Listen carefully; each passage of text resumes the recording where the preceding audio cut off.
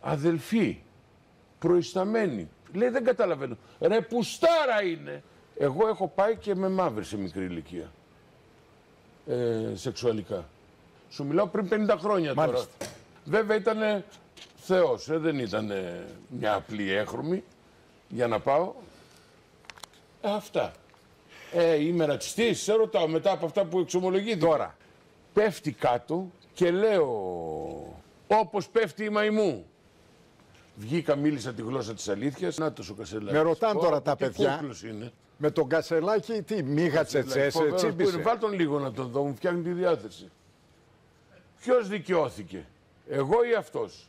Εγώ λοιπόν, ακούστε να δείτε. Και ο Κονάτος, από τι κούκλος είναι. Το βράδυ των εκλογών που όλοι μόλις το είπα αυτό. Κακό είναι που είναι και ωραίος. Όχι, γιατί πάντως πιο ωραίος από μένα δεν είναι. Μην τρελαθούμε τώρα. Μην τρελαθούμε. Ζήτησε συγγνώμη πρόσφατα. Με αυτό που είπε και εγώ αντέδρασα. Για τον Κασελάκη. Που είπε για τα δύο. Θέλει δύο αγόρια. Δύο αγόρια, ναι. Τι, και λέω τι θα κάνω. Αυτό ήταν λάθος η δήλωση αυτή. Το παραδέχτηκε. Το άλλαξε, το ζήτησε συγγνώμη. Λοιπόν, με τις σεξουαλικές ή τις ερωτικές προτιμήσεις. Ή τις προσωπικές. Ή τις προσωπικές. Να τις κάνει προσωπικές. Άλλο θέμα.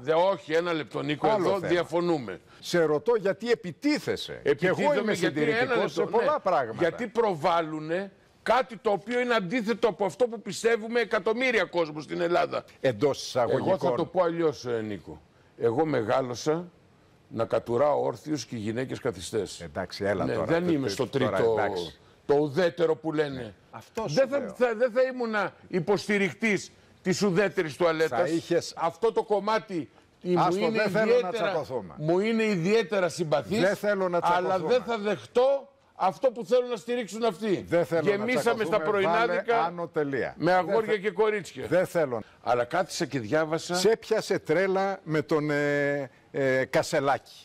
Σε πιάσε τρέλα με το γάμο των ομόφυλων ζευγαριών. Ποιος δικαιώθηκε? Σε πιάσε τρέλα με το Ντετέι.